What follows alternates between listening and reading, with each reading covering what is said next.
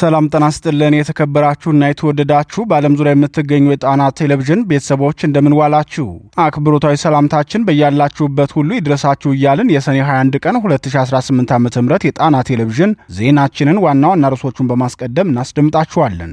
ከፍተኛ የሙስና ንቅዘት ውስጥ በሚገኘው የብልጽግና ስርዓት ውስጥ ሰራዊቱን የመመገብ ችግር መባባሱንና አንድ የአየር ኃይል አባል ድንች እያበሉ ነው የሚያዋጉን ሲል የገለጸበትን ዝርዝር መረጃ ይዘናል፣ ታደምጡታላችሁ።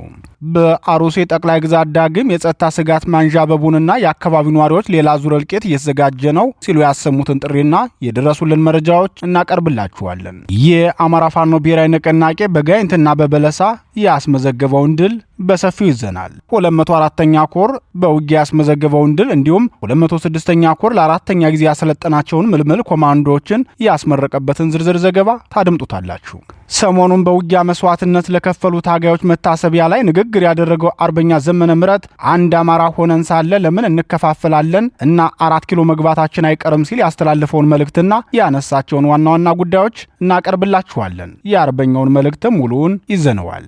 እነዚህንና ሌሎች ዜናዎችን አካተናል። እስከ ፍጻሜው አብራችሁ እንድትቆዩ እየጋበዝን ወደ ዝርዝር ዜናዎቹ እናልፋለን።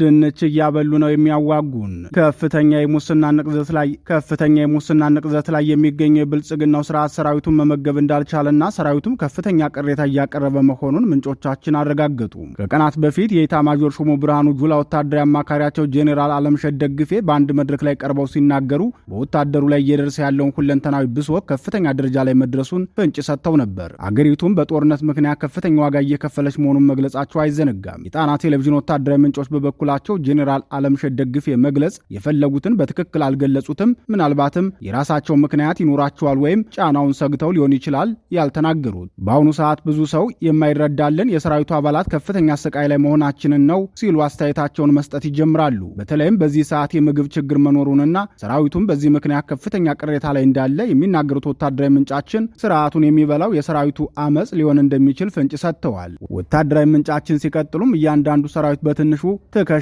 የ150 ሺህ ብር ክላሽንኮቭ ተሸክሞ የሚንቀሳቀስ ነው። ይህ የክላሽንኮቭ ዋጋ ብቻ ነው።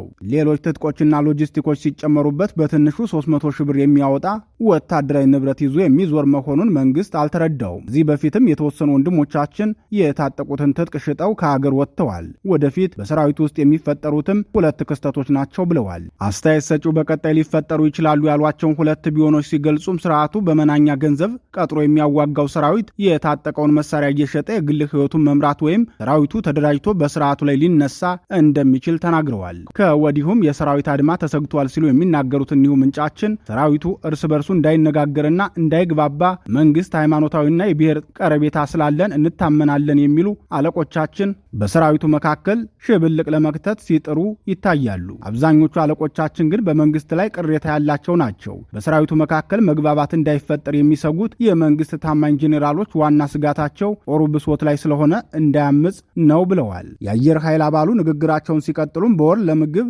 እየተባለ 3000 ብር ከደሞዛቸው ላይ እንደሚቀነስባቸው ገልጸው ሆኖም ወር ሙሉ ድንች ብቻ እንደሚቀርብላቸው ገልጸው በዚህ ሁኔታ ውስጥ መቆየት ለሰራዊቱ ከባድ መሆኑን ገልጸዋል። በዚህ ጉዳይ አስተያየት የሰጡን ወታደራዊ ተንታኝ በበኩላቸው ሰራዊቱ በከፍተኛ ቅሬታ ላይ መሆኑን ከዚህ በፊትም በተደጋጋሚ ስሰማ ቆይቻለሁ። ከሚደርስበት ሁለንተናዊ ኪሳራ የተነሳ የሰራዊት አመጽ የሚጠበቅ ነው፣ ማመጹ አይቀርም። የሰራዊት አመጽ ደግሞ እንኳን ሰፊ የህዝብ ድጋፍ የሌለውን የብልጽግናን መንግስት ይቅርና የቀዳማዊ ኃይለ ሥላሴ መንግስትም ከዙፋን የወረደው በዚሁ መንገድ መሆኑን ታሪካችን ያሳየናል በማለት የብልጽግናው ስርዓት በራሱ ሰራዊት የሚገረሰስበት ጊዜ ቅርብ መሆኑን ተናግረዋል። ሰራዊቱ መልእክት ያስተላለፉት ሌላው ምሁር በበኩላቸው ጦሩ ማድረግ ያለበት ኢትዮጵያዊ ብኩርናውን እንዲያስጠብቅ ነው። ወታደር ለስርዓት ወንበር መጽናት መዋጋት የለበትም። ድንች እየቀለበ የሚያዋጋው የመንግስት ኢኮኖሚ አቅም ስለደከመ ነው። ኢኮኖሚው የደከመ መንግስት ደግሞ የጊዜ ጉዳይ እንጂ መውደቁ አይቀርም። ራሱ ኢኮኖሚው ቦርቡሮ ይበለዋል። ሰራዊቱም ለዚህ ስርዓት ዘብ መቆማቸውን ትተው ህዝባዊነታቸውን እንዲያሳዩ ነው የማሳስበው ብለዋል።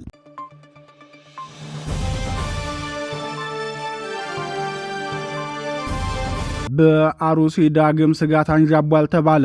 ያለፉትን 8 ዓመታት ያለማቋረጥ የንጹሃን ግድያ የሚፈጸምበት አሩሲ ጠቅላይ ግዛት ዛሬም ሌላ ስጋት እንዳጣለበት የአካባቢው ነዋሪዎች ተናገሩ።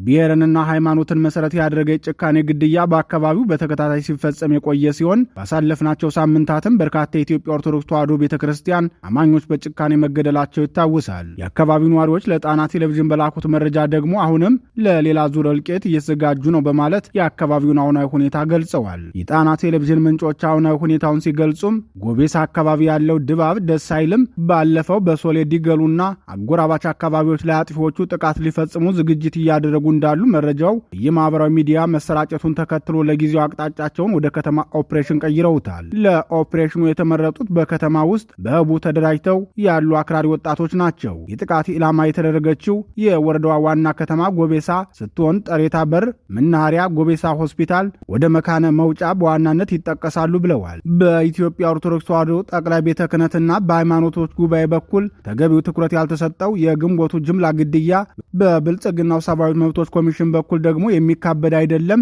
የሟቾች ቁጥር 3 ብቻ ናቸው ማለቱ አይዘነጋም። በዚህ የጭካኔ ወንጀል ምንም ያልተባሉት አጥፊዎቹ ዛሬም ለሌላ ዙር የታቀደ የእልቂት እንቅስቃሴ ላይ መሆናቸውን የአካባቢው ነዋሪዎች ገልጸዋል። በዚህም ከፍተኛ ስጋት እንዳደረባቸው ተናግረዋል። የጎቤሳ ቅድስት ኪዳነ ምሕረትም የጥቃቱ ኢላማ የመሆን ዕድሏ ሰፊ ነው ሲሉ የሚናገሩት የአካባቢው ነዋሪዎች እነዚህ አካባቢዎች ላይ ከዚህ በፊት ኦርቶዶክሳውያን በስለት ሲወጉ ነበር። ማተብ እያሳዩ ነጠላ ለብሶ መሄድ ዋጋ ሲያስከፍል ቆይቷል። አሁንም ከባድ ስቃይ ላይ ነን። በተለይም ከ2010 ዓ.ም ጀምሮ ለምን ማተብ አሰርህ፣ ለምን ነጠላ ለበስክ ተብለው የተደበደቡ ሰንበት ተማሪዎች ብዙ ናቸው። ወረዳውን ለቀው እንዲሰደዱ የተደረጉም ቁጥራቸው ቀላል አይደለም። እነዚህ አክራሪዎች በመንግስታዊ መዋቅር ውስጥም ከፍተኛ ሹመት ያላቸው ስለሆኑ የሚፈጽሙትን ወንጀል ህጋዊነት ከማላበስና ከለላ ከመስጠት ጀምሮ እያደራጁና እያስታጠቁ ለእልቂት የሚያሰማሩትም እነዚሁ የአካባቢው ሹመኞች ናቸው ብለዋል። ስጋት ያደረባቸው የአካባቢው ነዋሪዎች አክለውም ባለፈው ሰኞ በመናኸሪያ አካባቢ የዶክተር ደምሱ ገመዳን ሐውልት ከበው ሲጨፍሩና በእኛ ላይ ይዘቱብን ነበር።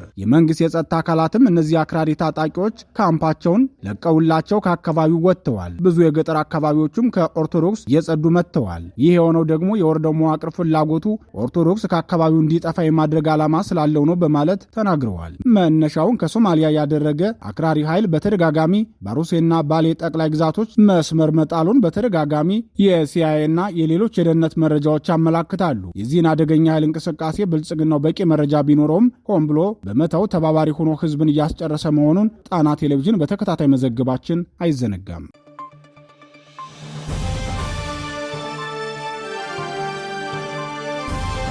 የፋኖ ሁለንተናዊ እንቅስቃሴ በጋይንትና በበለሳ የአማራ ፋኖ ብሔራዊ ንቅናቄ ጎንደር ጠቅላይ ግዛት በላይዝ 204ኛ አስቻለው ደሴ ኮር ኪንፋዝ በለሳ ታዲዮስ ታንቱ ክፍለ ጦር ታላቅ ተጋድሎ በማድረግ የብልጽግናውን ሰራዊት ከፍተኛ ኪሳራ እንዳደረሰበት አስታወቀ። 206ኛ ከፍ ያለው ደሴ ኮር አንበሳው ጋይንት ክፍለ ጦር በበኩሉ ለወራት ያሰለጠናቸውን የፋኖ ኮማንዶ ሰራዊት ማስመረቁን አስታውቋል። የ204ኛ አስቻለው ደሴ ኮር ኪንፋዝ በለሳ ታዲዮስ ታንቱ ክፍለ ጦር ምክትል አዛዥ አርበኛ ሰጠይ ቢራራ የክፍለ ጦሩን ተጋድሎ አስመልክቶ ለጣና ቴሌቪዥን እንደገለጸው የክፍለ ጦራችን አካል የሆነው ነበልባሉ ዋሊያ ብርጌድና ታላቁ ኪንፋዝ በገላ ብርጌድ በመቀናጀት ኪንፋዝ በገላ ልዩ ቦታው ሶሚያ ቀበሌ ዱልሜዳ ከተማ ላይ የብልጽግናን ሰራዊት አይቀጡ ቅጣት ቀጠውታል። በዚህም ከፍተኛ ቁጥር ያለው የጠላት ኃይል የወደቀ ሲሆን በገደልና በባህር ገብቶ የሞተውም በርካታ ነው ብሏል። አርበኛ ሰጠኝ አክሎም በቀጠናው የብልጽግና ሰራዊት ተቆጣጥሯቸው የሚገኙ 8 ቀበሌዎችን ዋሊያ ብርጌድ ሰሞኑን ባደረገው ተጋድሎ 8ቱንም ነጻ ማውጣት ችሏል ሲል ተናግሯል። የአማራ ፋኖ ብሔራዊ ንቅናቄ ጎንደር ጠቅላይ ግዛት በላይዝ 206ኛ ከፍ ያለው ደሴ ኮር አንበሳው ጋይንት ክፍለ ጦር በበኩሉ ለወራት ያሰለጠናቸውን አዳዲስ የፋኖ ሰራዊት አባላትን ማስመረቁን የፖለቲካ ዘርፍ ኃላፊው አርበኛ ዮሐንስ ጎበዜ ተናግሯል። አርበኛ ዮሐንስ ጎበዜ የፋኖ ሰራዊት ምረቃን አስመልክቶ በሰጠው አስተያየት ሰፊ ቀጠና የሸፈነ ተጋድሎ የሚካሄድበት አካባቢ መሆኑን ገልጾ በቀጣይም ብርጌዶችን እያጠናከሩ ወደ ክፍለ ጦር የማሳደግ እቅዶች መኖራቸውንም ገልጿል። አርበኛ ዮሐንስ ጎበዜ የሰጠውን አስተያየት ተከታትለን እንመለስ። አመሰግናለሁ። የአማራ ፋኖ ብሔራዊ ንቅናቄ ጎንደር ጠቅላይ ግዛት በላይዝ 206ኛ ከፍ ያለው ደሴ ኮር የአንበሳው ጋይንት አስቻለው ብርጌድ ፖለቲካ ዘርፍ አርበኛ ዮሐንስ ጎበዜ ወይም ደግሞ በትግል ስሜ ጆን አጋፔ እባላለሁኝ። እንደሚታወቀው በዚህ ቀጠና ሰፊ ተጋድሎችን በማድረግ የአድማ ብተናዎችን፣ ሚሊሻዎችን፣ መከላከያዎችን በማርበድበድ ትጥቆችን እየማረክን ያለንበት ሁኔታ ነው ያለው። በመሆኑም ትጥቅን ከጠላታችን ስንቅ ከወገናችን በማድረግ ጠላትን እያርበደበድን በየዕለቱ ማሰልጠን፣ ማደራጀት ማስታጠቅ መርሃችን አድርገን እየቀጠልን ያለነው። በዛሬው ዕለትም ሰኔ 21 አስቻለው ደሴ ብርጌድ ለአራተኛ ጊዜ ምልምል ሰራዊቶችን እያስመረቅን ያለንበት ሁኔታ ነው ያለው። ስናስመረቅም ደግሞ ምንድነው እንደሚታወቀው ጋይንትን ክምር ድንጋን ሰፊ ቀጠናዎችን ድባቅ በመምታት ከጠላት የማረካቸው ሰፊ ብዛት ያላቸው መሳሪያዎች ስለነበሩና አሁንም ቢሆን ምልምል ፈቃደኛ የሆኑ ምልምል ወጣቶችን በመልመል ወደ ክፍለ ጦራችን የማሳደግ ብርጌዶችን የማሳደግ ሻለቃዎችን የማሳደግ ስራ እየሰራን ያለው። በዛሬው ዕለትም ደግሞ እነዚህ ምልምል ተበራቂ ኮማንዶዎችን እያስመረቅን ያለንበት ሁኔታ ነው ያለው።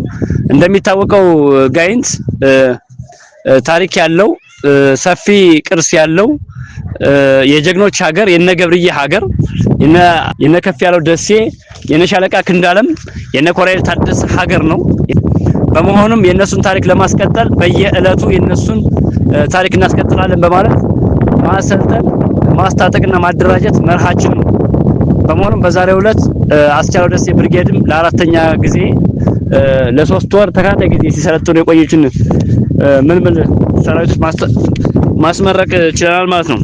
በመሆኑም በዛሬው ዕለት የአማራ ፋኖ ብሔራዊ ንቅናቄ 206ኛ ከፍ ያለው ደሴ ኮር ዋና አዛዥ አርበኛ የቆየ በተገኙበት የአንበሳው ጋይንት ክፍለ ጦር ዋና አዛዥ አርበኛ አስጊዶም ውበት በተገኙበት እንዲሁም ደግሞ የተራራው ራስ ጉና ክፍለ ጦር ዋና አዛዥ አርበኛ ተመስገን በተገኙበት ልዩ ልዩ የክፍለ ጦርና የብርጌድ አመራሮች በተገኙበት ሞቅ ባለ ሁኔታ ኮማንዶዎችን በዛሬው ዕለት አስመርቀናል።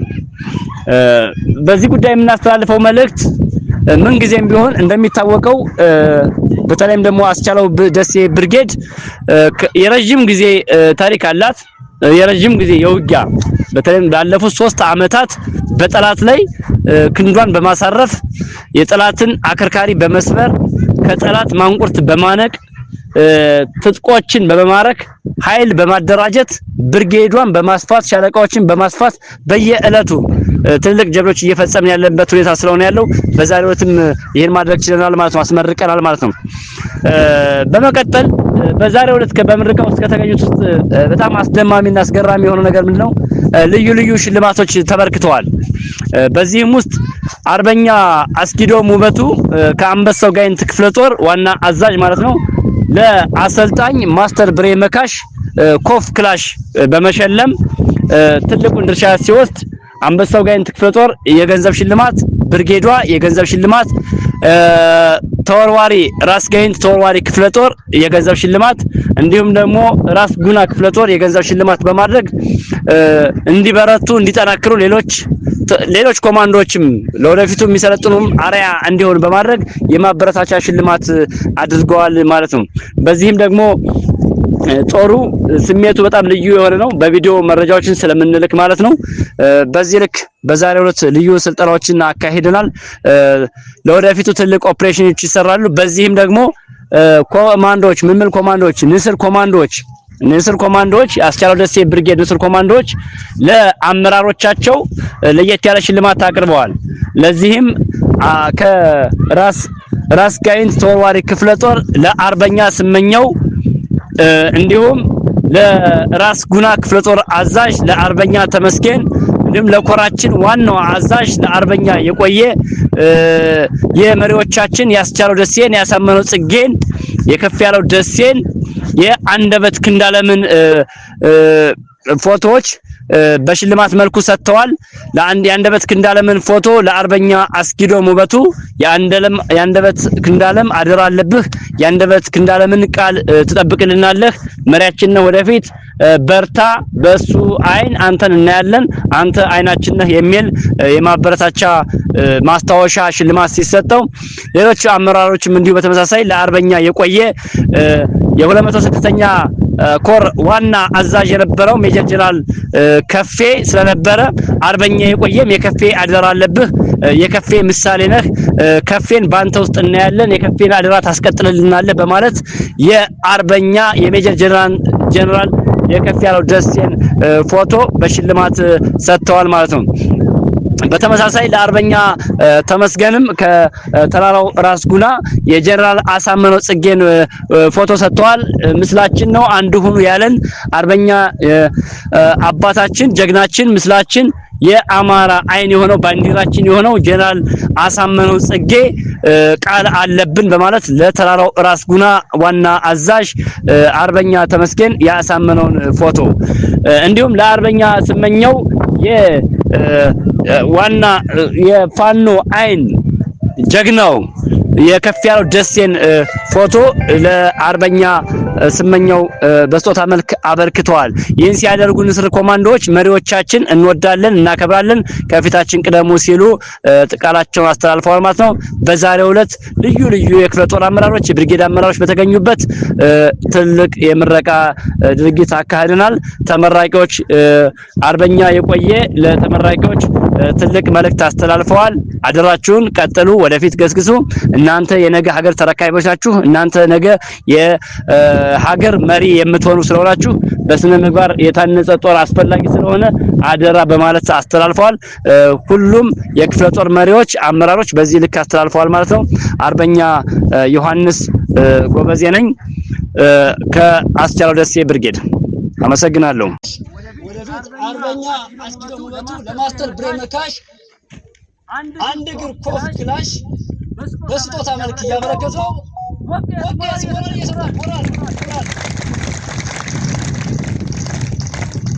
ወንጀል ላበረከተልን እኚህ ወጣቶች ላሰለጠኑልን ኮማንዶዎች ላፈራልን ለማስተር ብሬመካሽ አርበኛ አስኪዶ ሙለቱ ያን ክላሽ ሸልመዋል።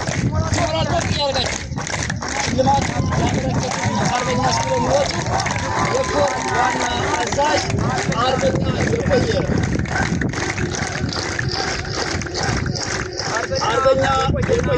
አርበኛ አስኪዶ ሙለቱን ወደ መድረክ ሸኙልኝ።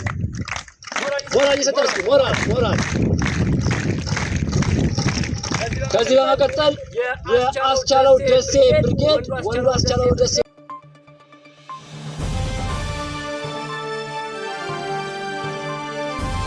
4 ኪሎ መግባታችን አይቀርም።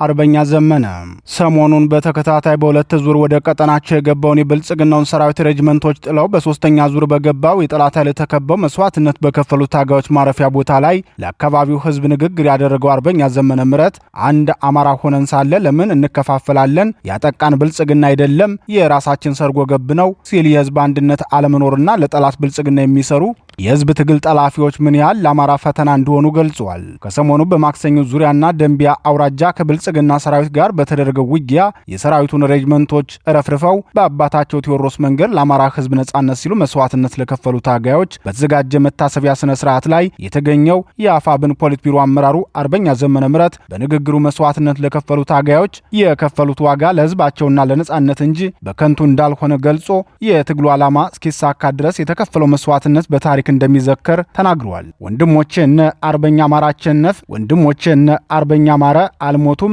መስዋዕት ከፈሉ እንጂ ሲል የተናገረው አርበኛ ዘመነ ምረት ታላቁ ንጉሥ አጼ ቴዎድሮስ ያረፉት በ48 ዓመታቸው ነው። አሁንም በክብር የሚነሱት በከንቱ ስላልሞቱና መስዋዕት ስለሆኑ ነው። ሰሞኑን የወደቁት ወንድሞቻችንም ለአማራ ሕዝብ ሲሉ ውድ ዋጋ ከፍለዋል። የነሱ መስዋዕትነት ግን በከንቱ የሚቀር አይደለም። ነገ እኛም ልንሰዋ እንችላለን። አማራ ግን ያሸንፋል። ትግላችን 4 ኪሎን መቆጣጠር ነው። 4 ኪሎ ደግሞ እንገባለን ብለዋል። በገንዘብ ወይም በሌላ ጥቅም ተነሳስተው ወንድሞቻቸውን የሚከዱ ሰዎችን አምርሮ የወቀሰው አርበኛ ዘመነ ምረት ከሞት የሚቀር የለም፣ ሁላችንም እንሞታለን፣ የሚለያየው ጊዜው ብቻ ነው። እነ አርበኛ ሳምሶን እነ አርበኛ አማራ አቸነፍ አልሞቱም፣ የሞተው ወንድሞቹን በመናኛ ገንዘብ አሳልፎ የሰጠው ነው ሲል ተናግሯል። በመጨረሻም በመታሰቢያ ስፍራው የተገኙትን በማነጋገር የትግሉ ደጋፊዎች አንድነታቸውን እንዲያጠናክሩና የመስዋዕትነት መንፈሱን እንዲያስቀጥሉ ጥሪ አቅርቧል። የአርበኛው ንግግር ተከታትለን እንመለስ። አማራ ተጎዳ፣ አማራ ተፈናቀለ፣ አማራ ተሰቃየ ብለን እንጂ የኛን ህይወት ታውቁታላችሁ። ሁሉም አርበኛ፣ ሁሉም ታጋይ የራሱ ቤት፣ የራሱ ህይወት፣ የራሱ አቅም፣ የራሱ ችሎታ ያለው ነው። በብቻችን ልብሳችን በቅቶ የምታዩት ለአንቺ ደሱ ነፃነት እንጂ የተለየ ገነት ይገባበታል። እንዳማራ ለምንድነው አንድ ማን ሆነ? ለምንድነው አሸራጦ ምን ሆነው ወንድሞቻችን ሞቱ መስዋዕት ከፈሉ ይወጣው እኮ ልሞቱ ይወጣው ልሞቱ ልንገድል ቻልን ግን ረፍርፈነው አንተውቃለን አላ ባዶም ይሄ የገደለን ግን መከላከያ የገደለን ግን አንተ ነህ እሱ ነው እዚህ ውስጥ የግብር ያደረጃጀታል የግብር ያደረጃጀታል የውስጥ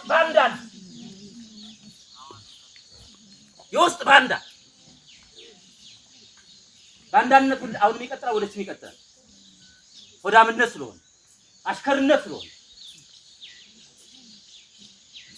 እና ማር አልሞቱ እና ሳሚ አልሞቱ መስዋዕት ከፈሉ አፄ ቴዎድሮስ በ48 ዓመታቸው ነው የሞቱ አሁንም አልሞቱም እኮ ለሀገራቸው ለህዝባቸው ነው መስዋዕትነት የከፈሉ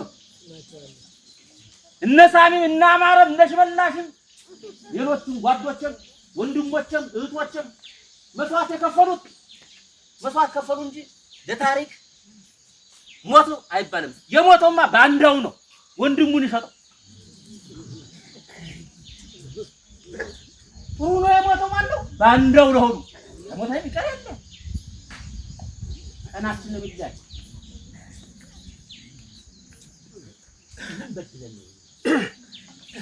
የባና ተፍተን የተዘረወ ብሎ ሰውንደር ቦቶ ገብቶ ችግር ላይ በይበት ምለነው ለማዳበሪያ ብላችሁ ተሰጡ አሁንም የድሮ አደረጃጀቶች አላችሁ እሱነን እንደ ድርጅት እንወስናለን እሱነን ብዙ አልናገርም እኔ በዚህ ታርጌ እንደርኩ እንደ በየ እንዳመለጥ ታውቃላችሁ በዛ ቆርጬ እዚህ እንበል አምባራስ መንደር ሲደርስ ጠላት ተንደርድሮ ደረሰ ከዚህ ላይ ሲመጣ በዚህ ላይ መጣ ቁጭ እዚህ ላይ እንትን ኑሮት ነው ንገሩኝ ኑሮት ነው ጠላት ነው እሺ ወንድሞቻችን መስዋዕትነት ከፍለው ያገኛችሁ ጥቅም ምንድነው ሲልገሩ ጥቅማችሁ ምንድነው ንገሩኝ ሁላችሁም አለቅሳችሁ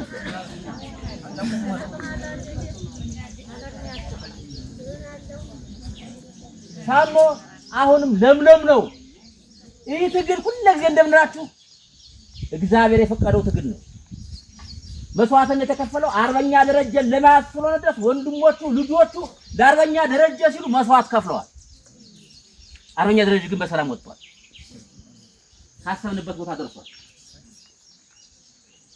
ህዝባችን ግን ራሳችን ታሳፍሉ ይገባል በጌታችሁ ትወርዱ ይገባል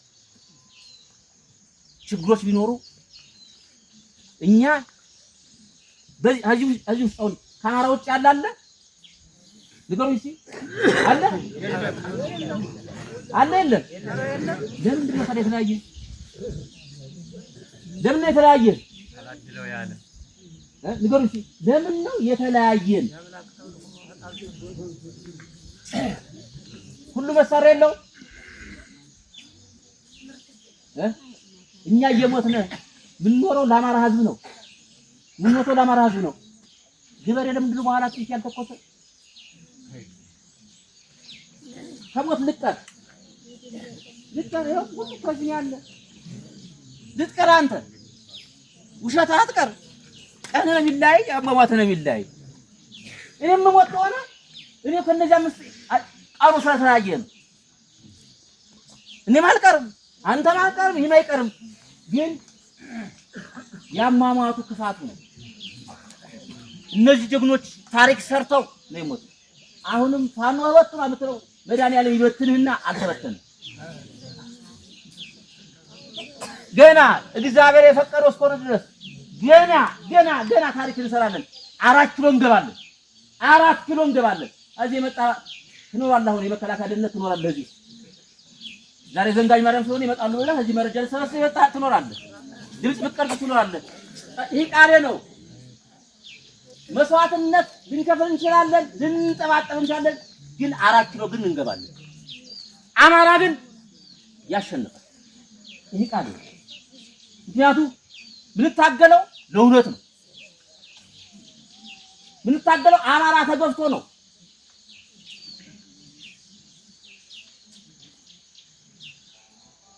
እንደ ዘንድሮ አዝሙድ የሆናችሁ ሰዎች አላችሁ፣ የረከሳችሁ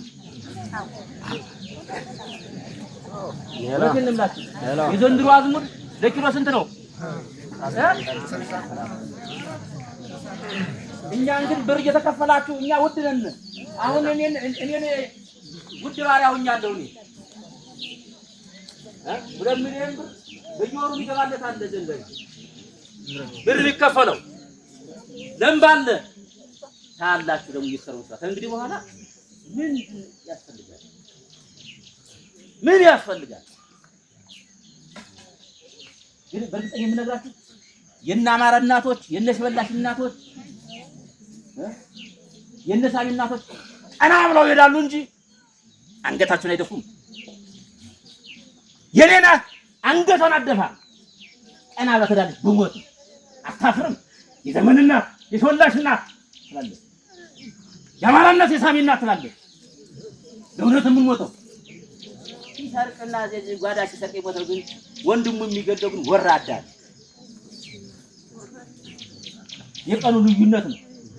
እነካል ያለቁ በሰሞኑ አሁን ሌላ ወሬ የላችሁም። በቃ አሁን እዚህ ስጠጡ እንዲህ ሆነ ማታግዝ ግደ ማትተባበር አቅም ያለው በጸሎቱ፣ አቅም የሌለው በጸሎቱ፣ አቅም ያለው በአቅሙ፣ ገንዘብ ያለው በገንዘቡ የለው ስልክ ደውሎ መናገር መደበቅ እኮ ጥሩ። ከአንድ ቦታ ላይ አንዱ ያጋጠመን ነው የምነግራችሁ። የአርበኛ ደረጃ 2 ሰዎች ቆሰሉበት። ሲቆስሉበት አንዱ የደበቀው 2ቶችን ቁስለኞች ሸፍኖ እሳራ ልብሶ አተረፋቸው። እግዚአብሔር ይስጠው።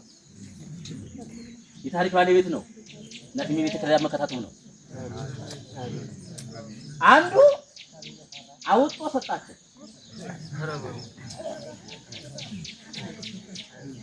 አውጥቶ ሰጣቸው። የተደበቀው እሱ ሊተርፍ አውጥቶ ያገኘበት ሊሞት ማለት ነው። እሞታለሁ ብሎ አውጥቶ ሰጣቸው።